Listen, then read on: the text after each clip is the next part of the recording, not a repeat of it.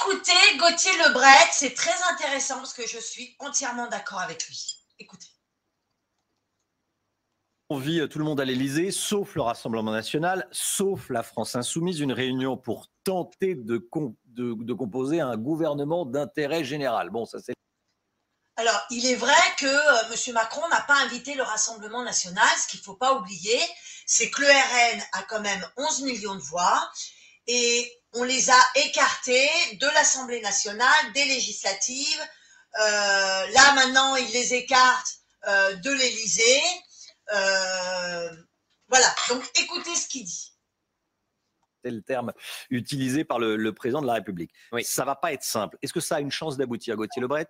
Non, mais quasi nul, enfin, Voilà. pour ne pas dire totalement nul. Bien sûr. C'est évidemment une nouvelle réunion pour rien, pour perdre du temps, sûrement du côté d'Élysée pour montrer qu'on a consulté jusqu'au bout, Voilà. qu'on a voulu rassembler, qu'on a voulu imposer une nouvelle méthode et composer un gouvernement non partisan pour rassembler toutes les bonnes volontés pour changer le pays, et que le blocage ne vient pas de l'Élysée mais de l'Assemblée nationale, parce qu'Emmanuel Macron sait très bien que ce qu'il n'a pas réussi à faire en 7 ans, il ne va pas réussir à le faire en 3 jours. Je rappelle qu'il y a une échéance le 19 décembre prochain, donc dans 9 jours, la loi d'urgence doit arriver à l'Assemblée nationale. Cette loi d'urgence, c'est celle qui remplace le budget.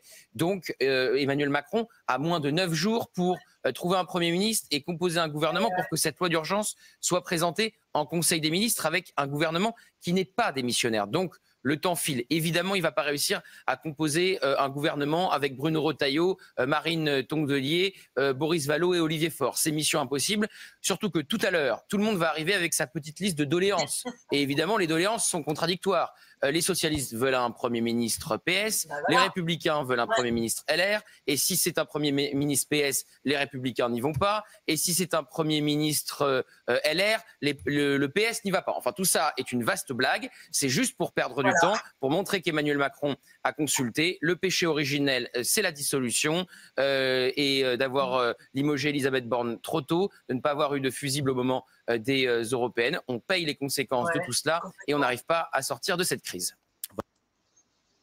Voilà. Donc, vous avez entendu? Donc, c'est impossible. Comme il dit, c'est vrai, les partis vont sortir de l'Élysée en disant oh, ben ça y est, on a oublié nos différences et tout va bien. Alors, moi, je vais rajouter là-dessus que il y a cette fameuse article 16. Je vais aller me renseigner, voir exactement ce que c'est que cet article 16, mais je vais déjà vous en dire un petit bout. L'article 16, M. Macron a tous les pouvoirs. Voilà. Donc, je vous laisse méditer.